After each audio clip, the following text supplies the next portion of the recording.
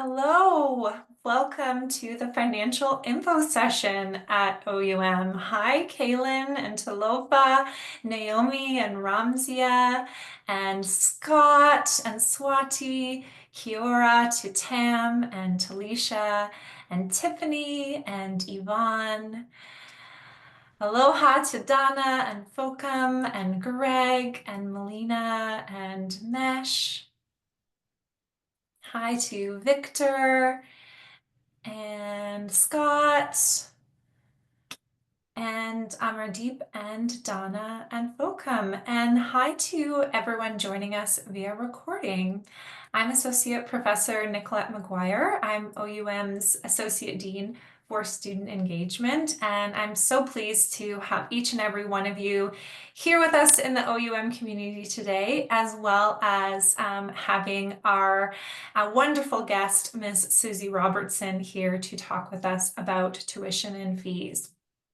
So, Ms. Susie, would you please introduce yourself and tell us where you're from? Hello, everyone. Lovely to be here. Lovely to be talking to you. It's one of the favourite parts of my job, talking to the students. I am, as you may have detected by my accent, I am based in Australia, in Brisbane, Australia, where a significant part of the OUM back office administration occurs. I am an accountant and I'm responsible for the finances of the organisation as well as the Bursa role. So any questions about tuition and fees or engagement about tuition and fees while you're part of the program will come through me and my staff. Well, thank you so much for taking some time out of your busy schedule to be here with us today to help provide some information to our prospective students. So OUM is a small medical school, Susie, and those who have attended some of our webinars before, so welcome back if you've been with our community before, and welcome to those of you who are new. We currently have 377 fantastic students, but because of that size, we have a small and nimble administrative staff as well. So you and I and the small number of administrative staff and faculty have to be really passionate and driven to support the students at OUM. So Ms. Susie, can you tell us about your passion and drive to work at OUM? Okay, I began my working life as a school teacher. So after quite a few years of adolescence, and trying to teach people maths who didn't want to learn maths. I retrained. I moved away from teaching and I went to the Australian Taxation Office, where I then retrained and I did a law and accounting degree. And I spent 20 years at the tax office doing auditing high wealth corporations across Australia, not ASX, so private corporations. Did a lot of work in the building and construction industry, which was very, very interesting. And now I've come to OUM. I've been here 2.5 years now, and yeah, love it. I really enjoy the students. I love the energy of working with the students. I love the fact that I'm no longer chasing people who are doing the wrong thing about their tax. I can't believe it's been 2.5 years because it seems like you just got here because you still have so much energy to like put towards improvements and helping students, but and at the same time, like it seems like you've always been here. So just hearing that you've been here for 2.5 years is fun for me. So Miss Susie, as you know, and as some of our attendees will know, OUM has this really strong mission to help qualified individuals overcome their personal and professional barriers to realize their dreams of becoming highly trained doctors. So, for example, we don't require the GAMSAT or MCAT scores for our applicants because the time and expense of taking those kinds of exams is a barrier, and we assess our applicants holistically and thoroughly. We have our student ambassador program. Many of you have got a chance to meet with our student ambassadors that help you kind of support your decision making and ease transition into medical school. So Ms. Susie, how do you see your work? That is the work of the bursar and CFO, is helping our students overcome barriers in their dreams to becoming highly trained doctors. Okay, well, I'm obviously at the tuition and fees, which is the least pleasant part of your university journey, I'm quite sure. I haven't had anyone tell me that's their favourite part. And so it's a fact of life, I suppose. And so my job is to work with you um, as you need to make sure that you have all the information, keep you fully informed. I would always like to think that there are no surprises to you, that we communicate with you well in advance. We tell you about any changes that are occurring. We update you on the annual fee increase in a timely manner every year. And the thing that we offer that you won't find at any other university is, if you have an issue, there's a real person. And in many cases, you're looking at those two people right now who will be there to work with you and see what we can do to support you through all sorts of really unexpected things that occur in life. And unfortunately, that sometimes happens to some of our students. And I think Professor Nicoletta would agree that we are the ones that hear about that and provide the support that we can to help you. And because once you're in this university, we really want you to, we will do everything we possibly can to support you to come out the other end as a doctor. That's our goal. That's our mission. And I think there's not a person on the staff who isn't absolutely committed to that. And that, that comes to tuition and fees as well. We will talk to you. You'll say to us, I want to talk to you about my situation. We'll have a meeting, we'll have a phone call, we'll do what we can. And we will tell you what your options are. Now, sometimes the options aren't what you want, but we'll be very frank and honest about what it is. And we will look for every variation that we can possibly think of that might work for you. And we'll listen. We will listen to you and do the very best we can. Yeah, we really want to go out of our way to support our students. And I like how you and I actually a lot of times are working together, Susie. You wouldn't think that would like naturally come about being in students and being in finance, but we're really there to support students in times that come up that are unexpected, and we really want to go out of our way to support you. So I like that you said that. Thanks so much, Ms. Susie. So I do understand that you've prepared a presentation that will help to clarify tuition and fees and other financial questions that will help support our prospective students and others who may be just very early on in their decision making about medical school to support their overall planning and decision making. So we have a few submitted questions, and to those of you who are joining us live today, you can submit your questions using the Q&A box. And if you are attending this session via recording, your admissions counselor can direct your question to the right place. So Ms. Susie, I'm going to go ahead and share your presentation, and you can go ahead when you're ready and just let me know when you want me to move the slides, okay? Okay. All right, here we go. Okay. All right. We can move on from that one. Okay. And I think we can move on from that one as well. All right. So this are the things that I'm going to cover today. There's not very much here. This is a very high level. You're not in the university yet. You're thinking about it. Tuition and fees is a critical factor for you to consider. And so that's the focus of this presentation.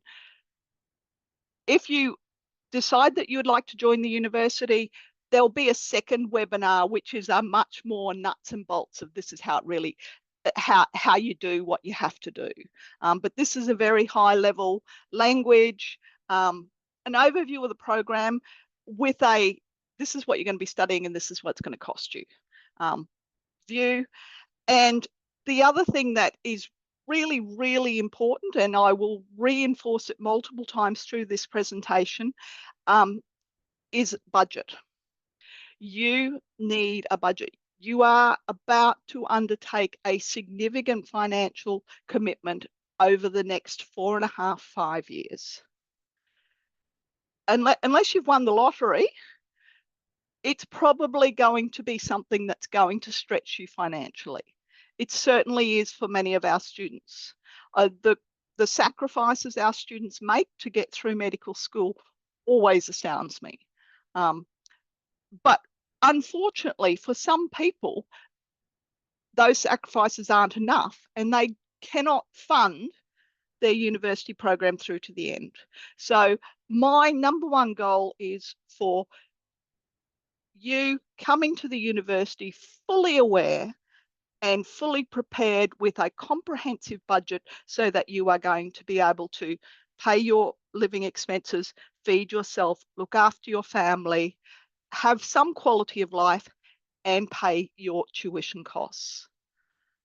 So they are all equally important things, or maybe they're different priorities, but they are all important considerations for you to make sure that you're fully aware of before you enter this journey. Now, for some of you, that might mean you go, actually, this is not the time for me. I need to wait another year. I need to save this amount of money. I need to be, and so you can use this as a, this is the first step in my plan. I'm becoming aware, I've got my budget, and my budget says that I'm going to be able to afford this program at this point in time.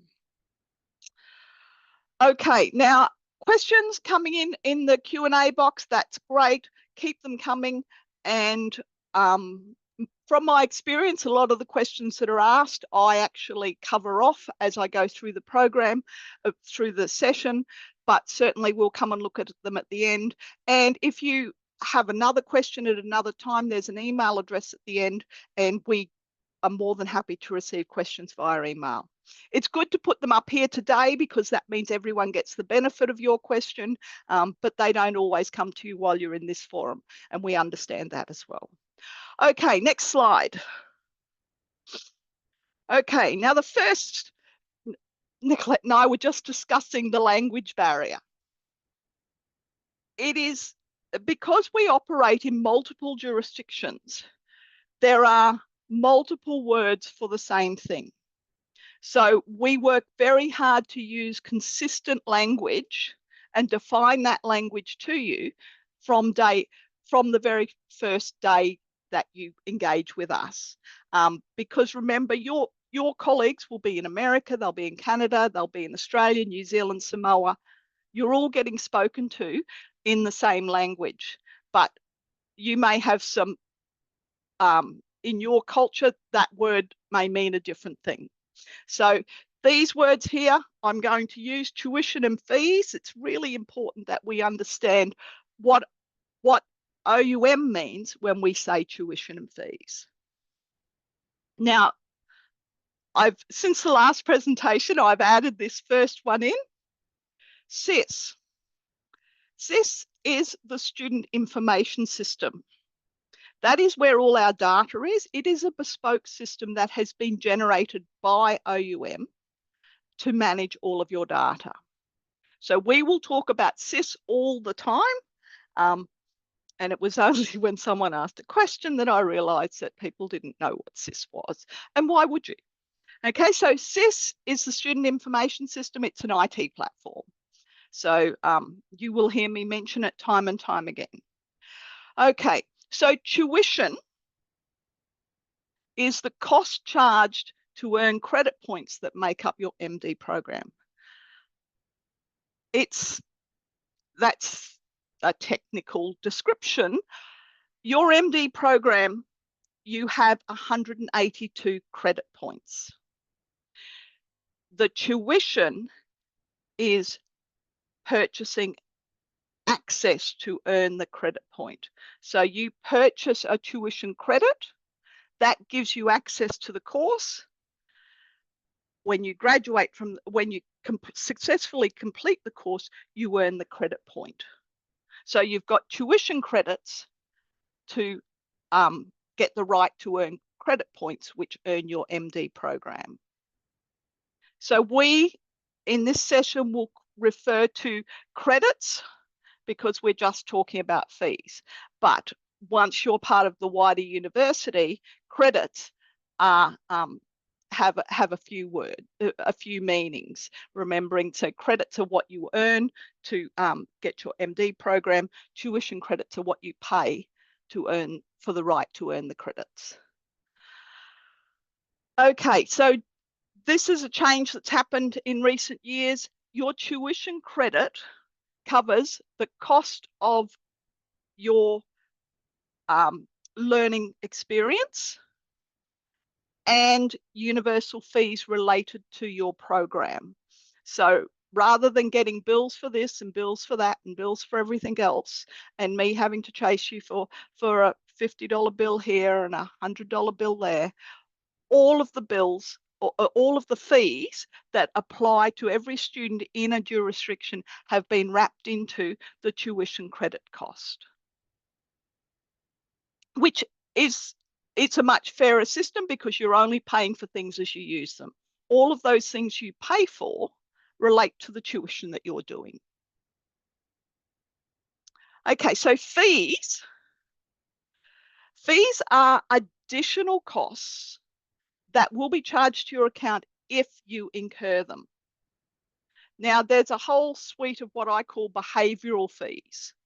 So if you do certain things, there are fees associated with it. If you pay by credit card, our credit card provider places a fee on that. That's outside of our control. You will get a free student card, but if we have to provide you another student card, we will charge you a fee for that because it is not a cheap option. If you pay late, there will be late payment fees added to your account. So can you see that they are behavioural things that you have a little bit of control over? You can decide, well, I'm not going to pay any of those fees because I'm going to do the right thing. I'm going to make sure that any bills that are on my account I pay on time. I'm going to pay by direct debit, and I'm not going to lose my student card. That, I'm sure that's all of our goals. There is one group of fees that unfortunately are unavoidable, and they are the clinical rotation hospital fees. Now, they are the most significant fee that you will have to pay in your rotation, and I'm going to talk quite a bit about them, and I expect there's probably already questions about hospital fees in the Q&A box without even looking at it, because it is a significant cost. So there'll be more to come on hospital fees as we go through. Okay, next slide. Miss Susie, we have one submitted question, and that is, are there any additional administrative fees that are not included here? There are admin fees. If you elect to pay a monthly payment, there is an admin fee that's applied on top of the monthly payment fee. Off the top of they are published all in the student handbook. All the fees are outlined in the student handbook. But what I would say to you is they're basically behavioural based fees other than hospital fees. So mostly if you pay things on time and as scheduled, you won't have additional administrative fees. No. Okay, great. Okay, I'm going to move to the next slide now. Thanks, Missy. Oh, okay. So by now, I imagine you've probably spoken to an admissions counsellor and you will have heard about the two pathways that we offer. We offer a standard pathway, which is anyone who is in Australia, New Zealand, or Samoa. You will most likely, but not necessarily, elect to progress through the standard pathway. That will take you 4.5 years. If you are in North America, you really should progress through the USMLE pathway because that is the required pathway to practice in North America. Okay, so it takes 6 months longer because the USMLE program must be completed midway through your program between the preclinical and the clinical phase. And although there's no charge for that program, it is 6 months of your time. Okay, so the very important thing is the first 2 years of your program are identical, whether you come standard pathway or USMLE pathway, you will all be together in those first 2 years and building that collegiate network with each other. Okay, let's have a look at the next slide. Okay, so tuition and fees over your program. Our tuition increases annually based on CPI in your jurisdiction. So whatever the credit point cost is this year, next year it will be adjusted upwards by the CPI in your jurisdiction. Okay, this CPI increase will be published on the 1st of September each year, and it will be applied from 1 January the following year. Fees, and this includes the fees that are integrated into your credit point cost, are reviewed annually against what it costs us. So a lot of the things that are fees are actually third-party costs passed on to you as part of your program. So we actually look at what that's cost, and then we work out whether the charge that we've applied is appropriate every year.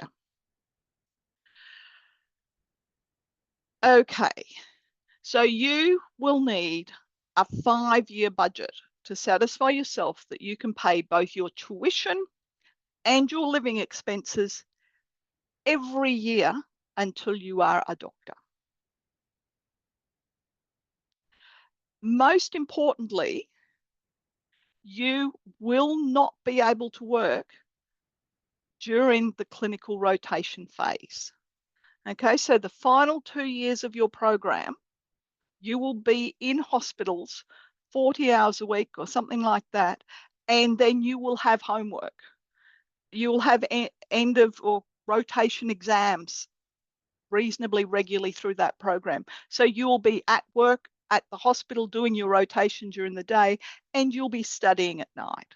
So the general message is you will not have human capacity to be working as well. So you need to factor that into your 5-year budget.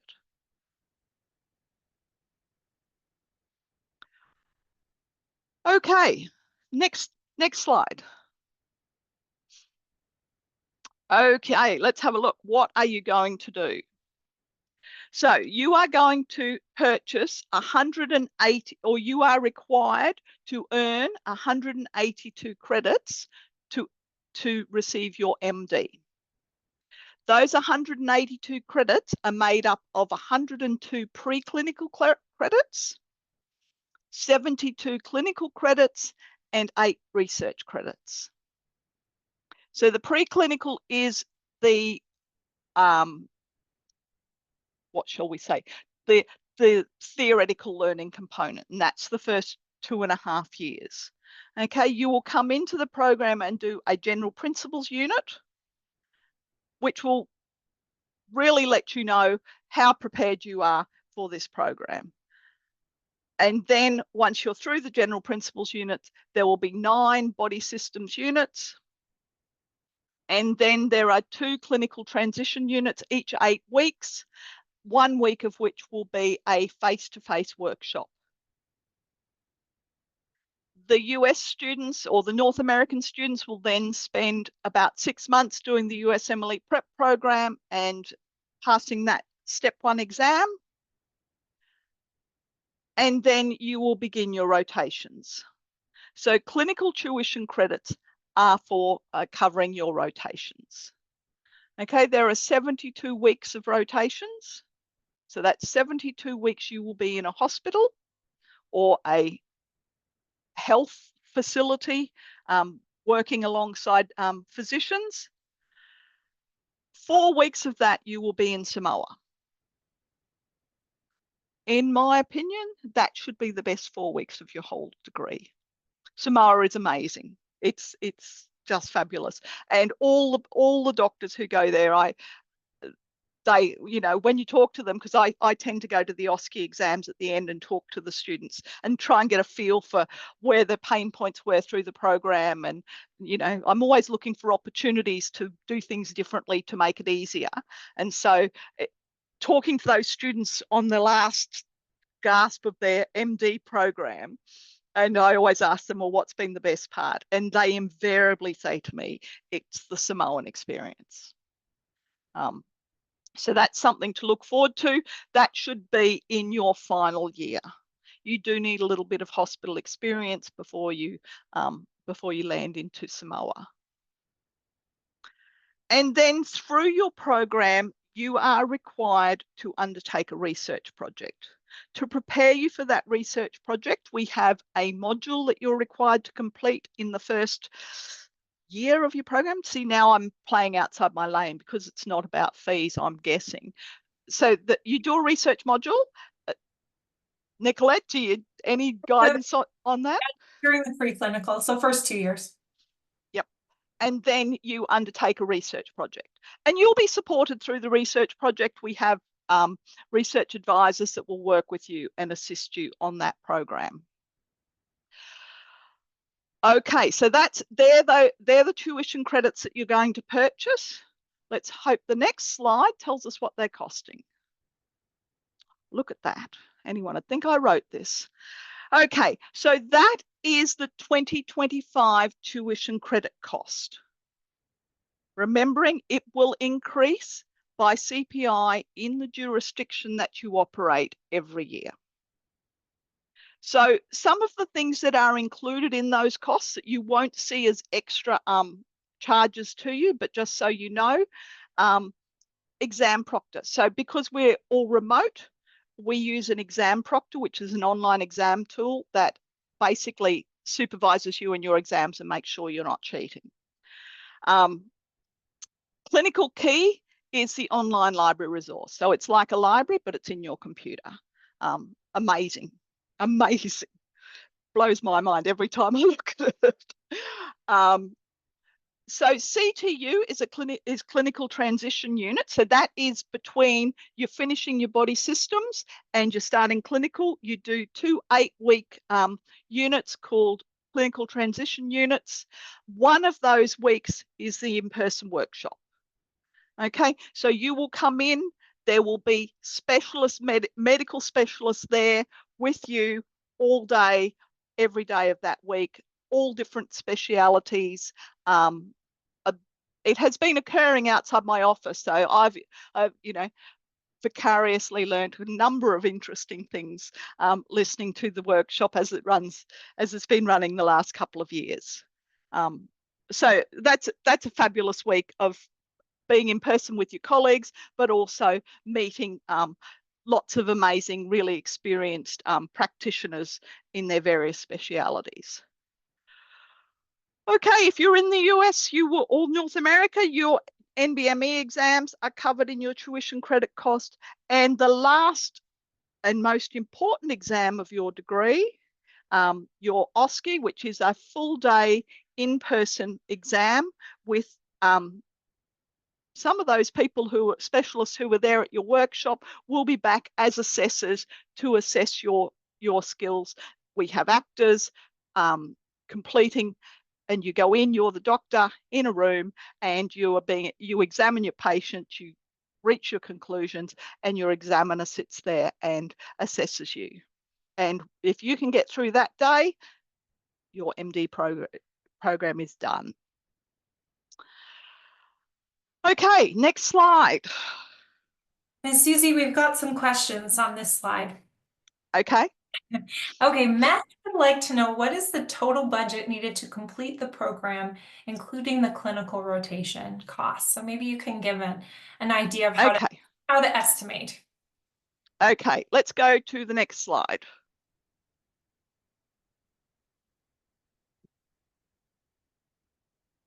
Okay, we'll go through a couple of slides. Look, I've got a methodology for calculating your total cost. and a worked example further in the presentation. Can we wait? Okay.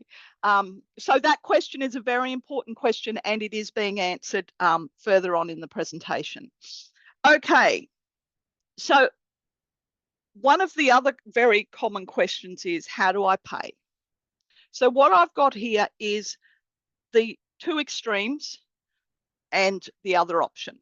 So some people are very fortunate that they can come in, they can complete general principles, they get through, and then they decide they're going to pay for their whole program up front. Great, fabulous. Not many of those people, but that is a possibility for you. What you do with paying any amount in advance is you lock in the current year tuition.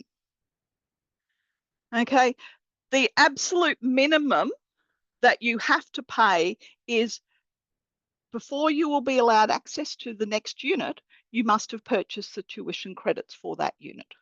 So once you've finished general principles and you're starting on cardio, and cardio is 12 credits, you will have need to have purchased 12 credits to be allowed to enroll in cardio. Now that is called pay as you go.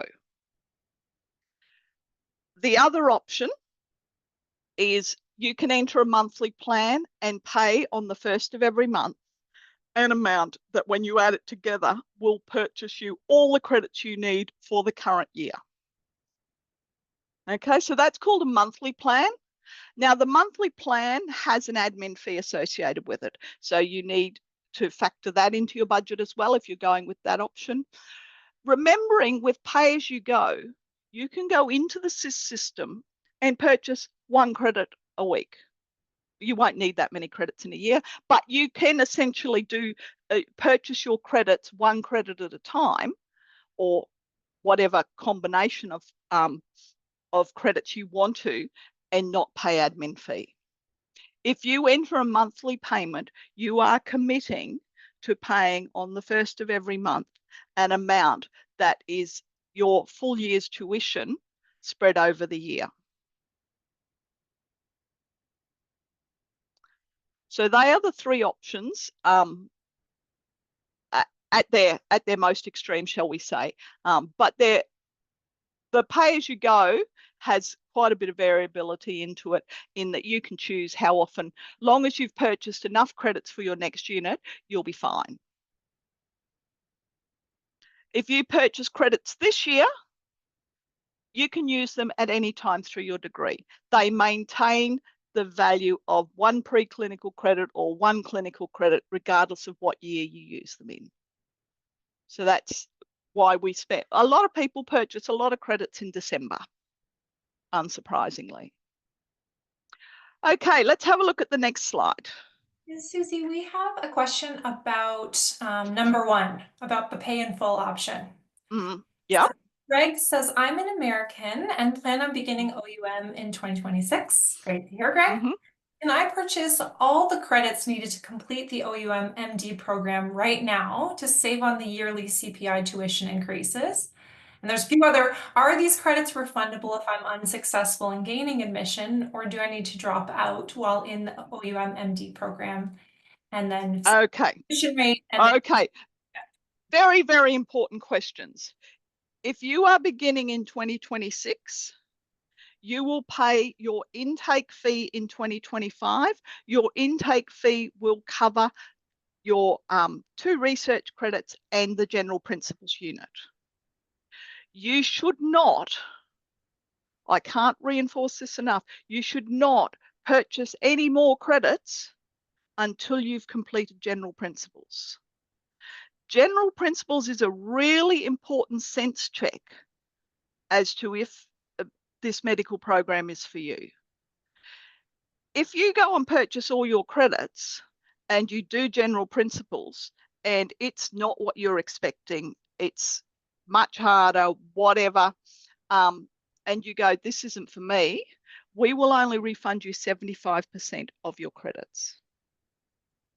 So I would strongly advise you, like, I'm not giving you financial advice, but it's not recommended that you purchase your credits in advance before you've been through one unit of the program. I think it would be negligent of us to take funds off you when you haven't actually established that the program is suited to you. Now, remembering the vast majority of students pass and progress through the program, but the risk is the risk exists there, and yeah. Has that answered your question? Yeah, the savings of CPI might be negated by the risk. Yes, yes, yeah. Okay, let's go to the next slide. Okay, so a few people have asked about admin fees, and we've talked about that. There are some other costs that you will incur as part of completing the program. Now, these are not costs you're paying to us, so they're not listed in our tuition and our fees, but they're costs that you need to know about. Okay, so the clinical transition unit, in-person workshop, the cost to you of actually being in that workshop, nothing, right? That is included in your tuition charge. However, you may have to travel, you may need a week's accommodation, you may need to eat out for a week, okay, if this is happening outside of your home location. So that can be an additional cost. Clinical placements, so hospital fees. You are going to do 68 weeks of rotation in your location. You're going to do 4 weeks in Samoa, and we've identified that one out separately, but you're going to do 68 weeks of clinical rotation. The cost to you of that varies dramatically, okay? If you're in America, you can expect to be paying clinical rotation fees every week that you're on rotation. Unfortunately, we do not have any free rotations in the States. Now, the cost, remember, you're not going to be in clinical rotations if you're starting in July this year. You're not going to be in clinical rotations till 2028. So I'm going to give you a figure now that is what the hospitals are charging in 2025, right? You're not going to be paying this fee till 2028. It is going to change. But just so I understand you need a number, but you need to understand this number is a 2025 number and you will be paying in 2028. And you can't bring that forward because we have to have the contract with the hospital before we know the cost. Okay, in America, the current fees are ranging from, I think, 250 is the cheapest, and I've only got one of those, up to 450 this year. And they're some of the bigger hospital groups. So there's where more students go. They're paying $450 a week.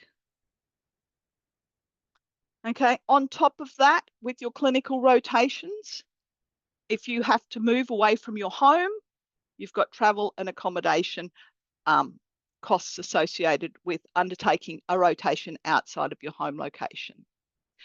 Now, in Australia, you may also have to travel. Hospital fees in Australia vary from nothing to, at this point in time, $400 a week. The distribution between free hospital places and $400 a week hospital places has changed dramatically in the 2.5 years I've been at the university. When I started, I had a few people who were getting charged, and they were going to a program in Adelaide, which is an extraordinary program. The students who go there again say to me in the first breath, I'm very fortunate that I could afford to do this. The program was amazing.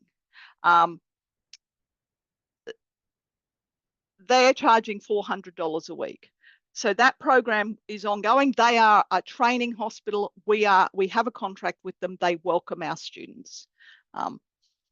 So we are constantly looking for rotations. We are constantly looking for clinicians who want to engage with us to take our students. So it is an ongoing situation. Wherever we can get free rotations in Australia, we welcome them, although we do have minimum quality requirements. So just because you find a doctor who will take you, there is a whole vetting process that we must go through before you can actually complete that rotation. And there's a lot of contractual and insurance matters that have to be resolved. So clinical placements are tricky. So the other costs that you are going to incur is you're going to Samoa for 4 weeks. You'll be on the ground in Samoa for 4 weeks. That is the minimum. You can choose to go to Samoa for longer than 4 weeks. Okay, so that's the minimum requirement, is 4 weeks in Samoa. You will be responsible for the cost of travel to Samoa, your accommodation in Samoa, and feeding yourself. Now, we have connections in Samoa, and so you will get lots of guidance and support with that, but it's still a cost to you. There are hospital fees in Samoa. They are, by Australian and American standards, very low, but they are still fees. And I believe there is a visa requirement as well. And because that falls outside of my remit, I can't tell you what the visa requirement is. I perhaps should look into that. Okay, the other expense that will fall to you is attending your OSCE, right? So the cost of the actual exam on the day, nothing to you. However, you have to get there. You will have to, if you're traveling, you will need to come the night before and stay overnight. All of that will cost you. So they're all additional fees that are peripheral to what you're paying to us, that you will necessarily incur as you complete your program. Okay, next slide, please. I just wanted to Hopefully. add two things before we move on. Susie, is that okay? Yeah. I just wanted to say about the clinical placements in Australia, because they are so complex, that we have just created a new position for a director of clinical training in Australia, who's Dr. Chris May, who's a former vice chancellor of the university. So we're very happy to have him be working on our rotations in Australia at the moment. It's always an evolving situation. We put a lot of time and effort in just trying to support our students in Australia. And then for our supports for students traveling to Samoa, because every student does go to Samoa for their clinical rotations, which, is Ms. Susie said, is an amazing opportunity. I only hear wonderful things from students about their Samoa rotations.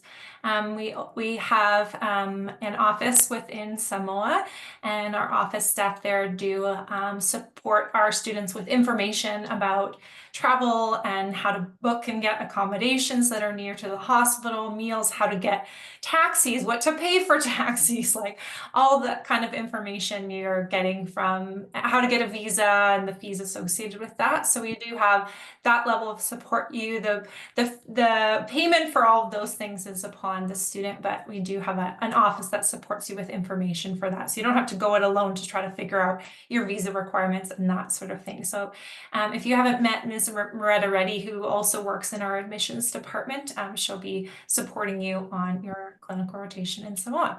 All right, I'm going to move to the next slide now, Ms. Susie, and I'm trying to monitor the Q&A box as well, so I'll do that as you're talking about this particular slide. Please go ahead. Okay, so I've got 2 slides now. So this is what it's going to cost you in 2025. Okay, so you're going to complete your application, and providing you meet the minimum requirements, you'll be invited to an interview. Providing that you meet the requirements of the interview, you'll be offered a position, and to take that position up, you need to pay your intake fee. Now, your intake fee is due by the 1st of July 2025, and you can see it there across the bottom of, you see my cursor? probably not. The bold line there, total intake fee 1 June 2025. That's it. So that's what you will be required to pay to matriculate into the university. Now, those funds that you contribute are going to be applied to your general principles module. So that's 8 preclinical credits and 2 research credits. So you will then, I think, very early July, you will start your general principles module for July and August. And then in September, you will need to have purchased an additional 12 preclinical units to undertake the cardiovascular system. So that payment will be due by the 1st of September. And then there will be 2 additional research credits to be purchased by the 31st of December 2025.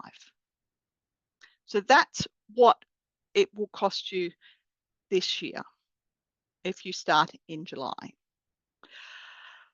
Finally, the next slide.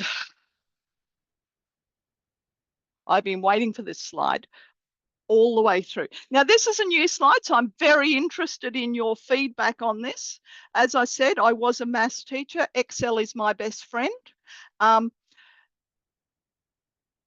This is the methodology you need to go through to work out what your course is going to cost you. You need to decide what you think the CPI in your jurisdiction is going to be for the next 5 years. Now, you can understand why we're not about to tell you that, because we don't know. Okay, and every person has to make their own estimate. So what you can do then is you can go across the 2025 line, you can put in the cost of preclinical credits, research credits, and clinical credits. And then you just multiply it out. You need 20 preclinical and 4 research credits in 2025. If you multiply them out, you'll end up with a number. So for 2026, you need to then estimate the updated tuition credit cost by lifting it by CPI. In 2026, you'll require 42 preclinical credits, 2 research credits. You can multiply it out. And then for 2027, you're going to need 40, 2 research credits. And then, as you can see, in 2028 and 29, you move into your clinical phase and hospital fees then kick in as well. Okay, so that is the methodology you need to use to work out. Now, I'm actually going to give you a worked example, which will probably make you all shiver in your boots. But I recommend you set your own program up, your own formulas up. You're all smart people, or you wouldn't be being doctors, and work out, try entering some different CPI figures and see the impact it's going to have on your cost. Okay, let's have a look at a worked example. Next slide, please. Okay, so let's have a look at what I picked out of fresh air as the estimated CPIs. Okay, so I've gone 3%, 3%, 4%, 3%, 5%. Now this is Australian. So as soon as I put those percentages in, you can see I've put the credit point costs across the top in 2025, and the rest of it's populated through for me. Now, I have put $500 as the hospital rotation cost. That seems like an enormous number to me. But I am very conscious that you are not going to be doing rotations till 2028. So I think the thing to keep in mind about rotations is if you're prepared to wait until the cheaper rotations are available, it can cost you less, but the time then becomes much longer. So if you want to get through the system as quickly as you possibly can, you probably need to opt into the one of the hospital programs that are available, and who knows what they'll cost. But remembering at the moment, they're $400 a week. So there you are, $204,000 Australian, estimated based on those CPI figures. And then you've got an additional, what's that, 34,000 in hospital rotations if you choose to do all through one of the very expensive programs.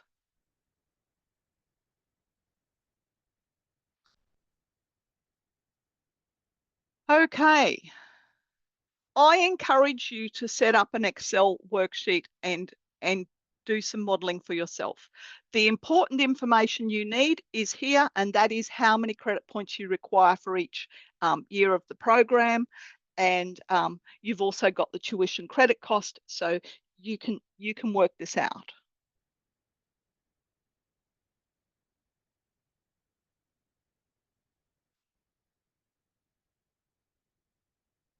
Okay. Are there any questions that are unanswered now, Nicolette, that I should have turned my mind to? Because I think this is the slide that people wanted to see.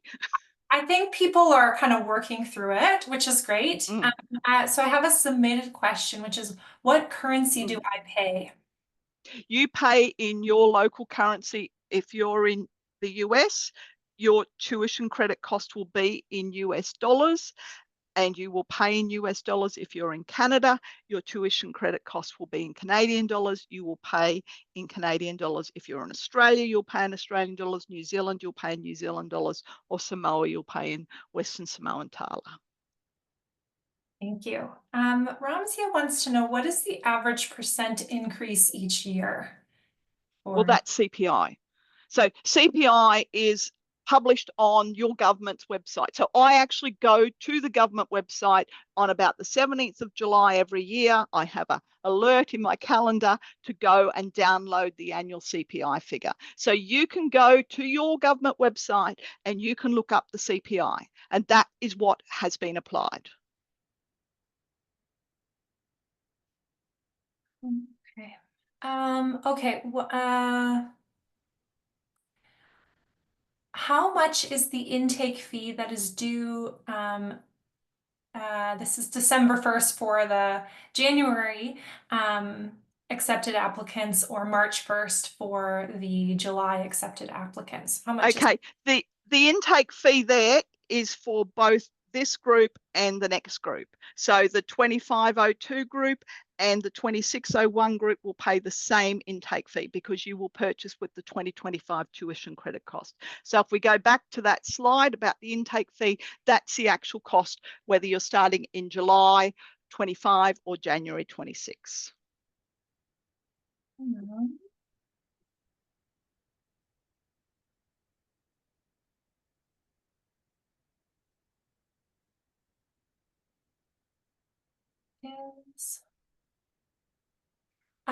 How much is the cost per month?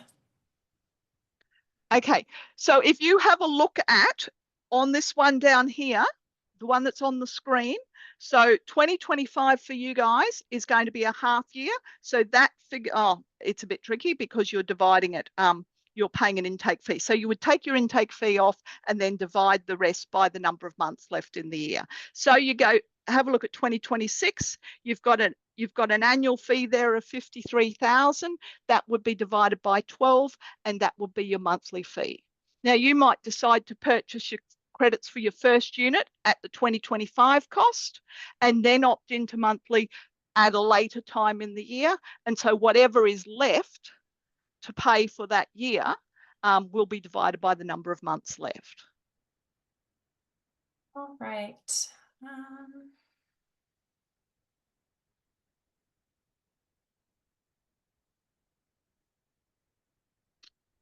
Swati wanted to know, will these slides be shared at a later point with us, or how can they get access to this slide deck?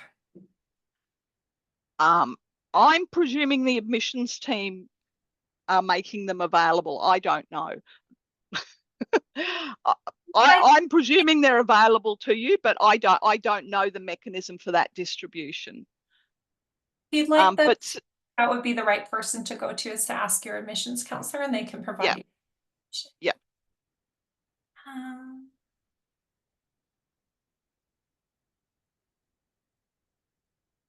um, can students arrange elective clinical rotations would that reduce the cost at all? Okay, so this is a question that comes up quite a bit. We have requirements with our accreditation about the certain standards that we have to have in place. So if you've found someone who is willing to take you for a clinical rotation, you would need to take that to the clinical rotations team, and they would work with you to see whether that clinician met our requirements for being able to provide a clinical rotation.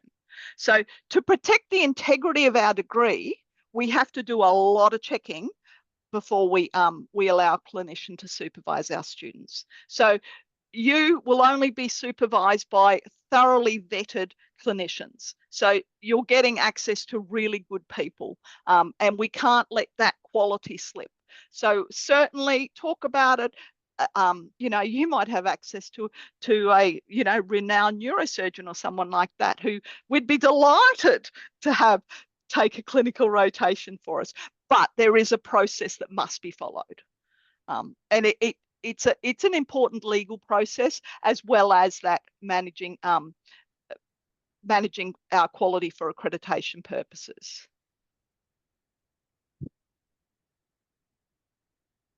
Right. A question about working in the program. You've talked about how students could not work during the clinicals, but do students work at all during the MD program to cover some of these costs?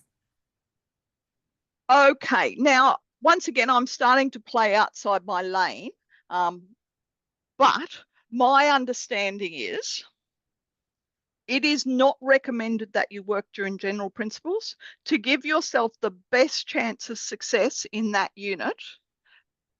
You people are all postgraduates. You've all been to university. Many of you have been working for a few years.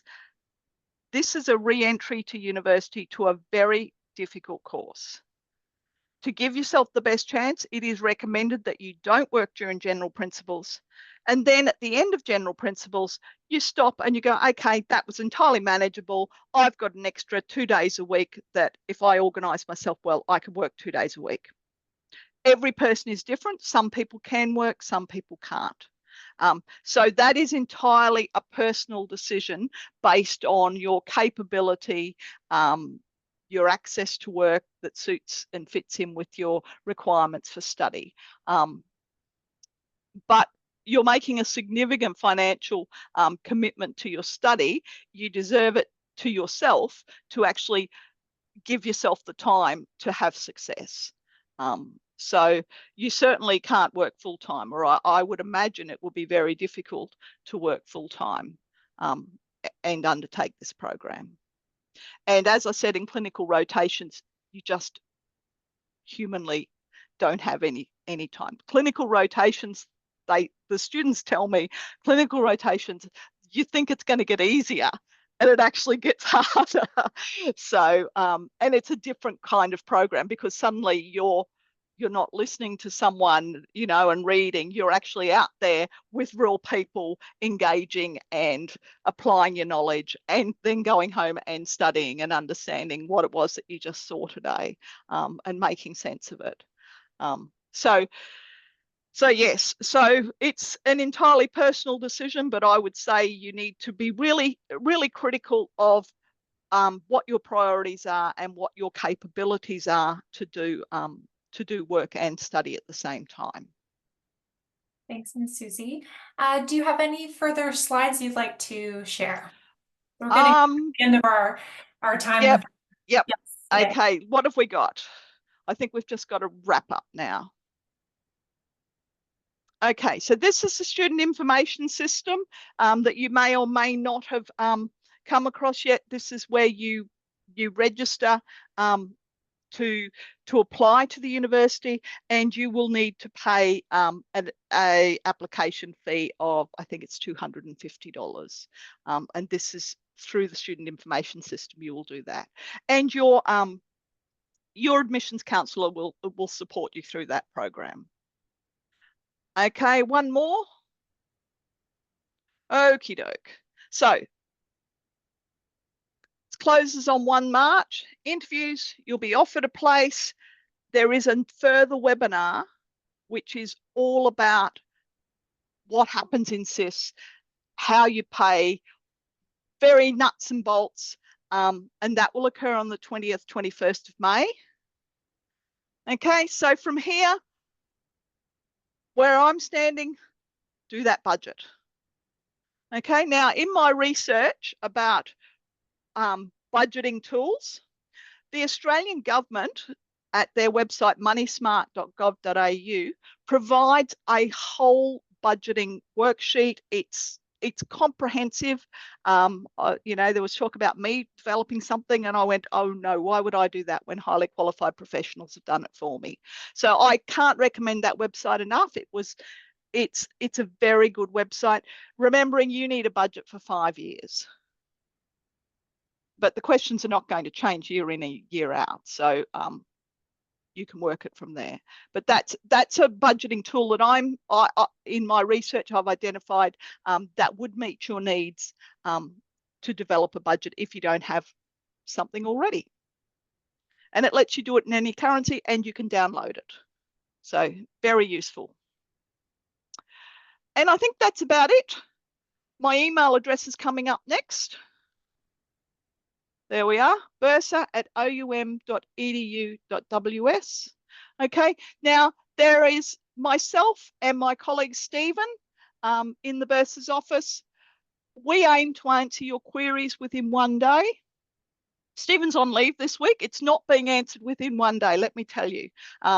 And remembering the Bursa is based in Australia. So if you email from America, we won't be picking it up until our next work day. So I think we're out of time. So you'll need to email me if you've got questions from here. I think that brings me to the end. Professor Nicolette. If you have questions that aren't related to finances, there was a few questions in our Q&A today that weren't within Susie's wheelhouse, but we have a person who can answer that for you. So the best way to get your questions answered is to connect with your admissions counselor. If you haven't talked to our admissions counselors before, they're incredibly kind and incredibly knowledgeable people. All you need to do is just hit the button on our website that says you'd like to talk to an admissions counselor and provide your email address. I will be providing our Q&A to our admissions counselors today as well. So if we didn't have a chance to answer your question, I will get that information to them so they can get you the answers that you need. We really appreciate all of your time and attention today. We hope you got the information you need for your planning and decision making about tuition and fees. And we look forward to seeing you at next month's webinar. Thanks so much and see you soon. Bye for now. Thanks again, Ms. Susie. Really appreciated your time today. Thank you. Bye-bye. Lovely to talk to you all.